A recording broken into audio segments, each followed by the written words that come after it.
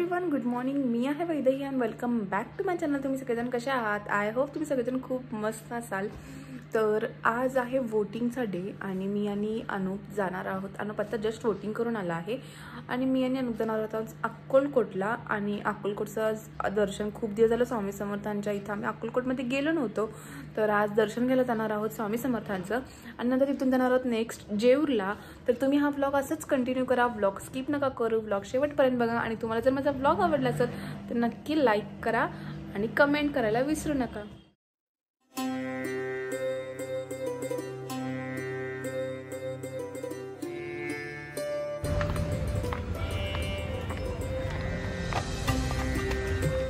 नाश्ता करायला आला आहोत वळसंग वाड्यामध्ये. तर इथं पण खूप भारी नाश्ता आणि जेवण भेटतं. तर नाश्ता करून आम्ही जाणार आहोत अक्कलकोटला. इडली सांबार वडा, सांबार इडली वडा, पोहे, उपमा, शिरा, सुशीला, पुरी भाजी, मिसळ पाव, डोसा, मसाला डोसा, उत्तप्पा, टमाटो उत्तप्पा, शाबू खिचडी, शाबू वडा.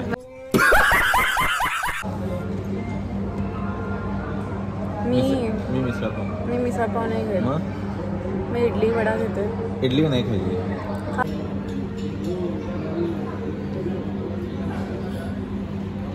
इडली पण मस्त आहे.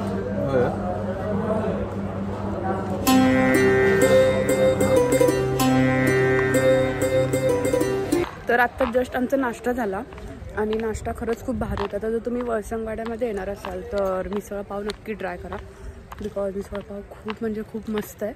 आणि उत्तप्पा डोसा म्हणजे ऑनियन उत्तप्पा पण खूप मस्त आहे.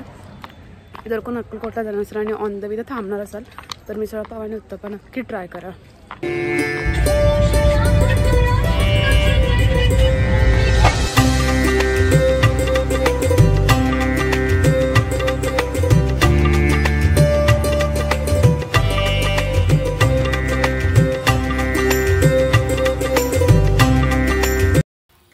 अक्कलकोट हे श्री स्वामी समर्थ महाराजांच्या पदस्पर्शाने पावन झालेले महाराष्ट्रातील एक प्रमुख तीर्थक्षेत्र आहे.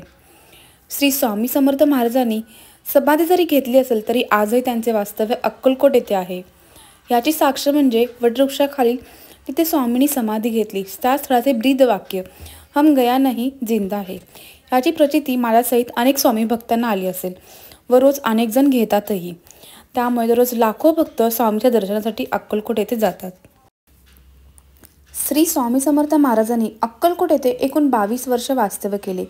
त्यापैकी बराच काळ स्वामी महाराजांचा हा वटवृक्षाखाली होता. वटवृक्षाखाली बसून स्वामींनी अनेक लीला केल्या. आगळ्या वेगळ्या पद्धतीने जो जे भेटेल त्याला दुःख मुक्त करून स्वयंभू बनवले. भक्तिभावाने चिंतन केल्या सर्व प्रकारच्या चिंतामुक्ताची हमी दिली.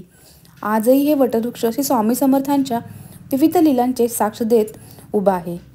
वटवृक्ष मंदिरामध्ये आल्यावर सर्वप्रथम स्वामींच्या स्पर्शाने पावन झालेल्या वटवृक्षाचे दर्शन घेऊन डोळे बंद करून साक्षात श्री स्वामी समर्थ महाराज वटवृक्षाखाली बसले आहेत असे समजून आपल्या मनातील भावना दुःख स्वामींसमोर व्यक्त करावीत.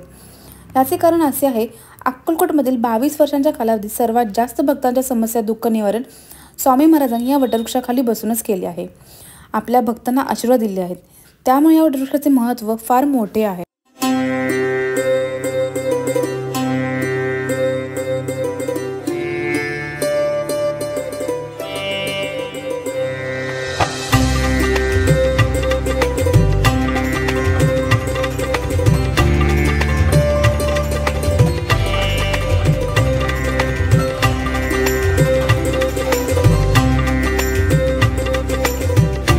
तर आता जस्ट आमचं स्वामी समर्थांचं दर्शन झालं आणि खरंच खूप छान वाटलं. अजिबात गर्दी नाही आहे जास्त सकाळ सकाळ आल्यामुळं. जस्ट आमचं स्वामी समर्थांचं दर्शन झालं आणि पाठीमागं तुम्ही बघू शकता स्वामी समर्थांची मोठी मूर्ती आहे आणि पाठीमागच माझ्या गाई आणि वासरू आहेत.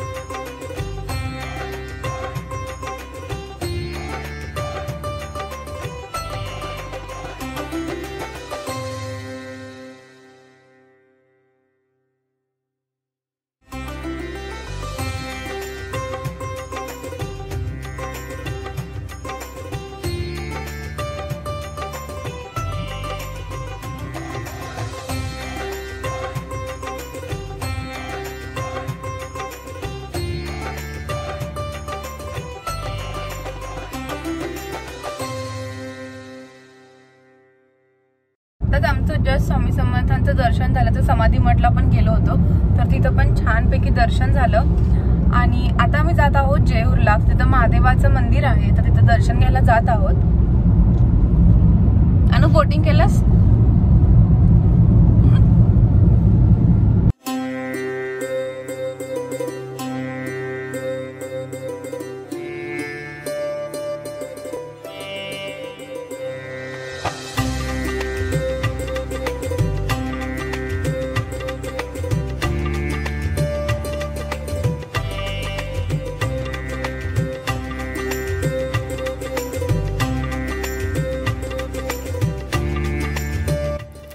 श्री काशी विश्वेश्वर हे जेऊर गावाचे ग्रामदैवत आहे. प्राचीन काळी या गावात पृथ्वीच्या गर्भातून निरंतर गंगाजल उगम पावले आहे. दक्षिण भारतातील आपल्या जेऊर गावात साक्षात भगवान शंकराने स्वयंभू लिंग रूपात दर्शन दिले आहे. म्हणून काशीलिंग जेऊर गाव हे दक्षिण काशी या नावाने ओळखले जाते.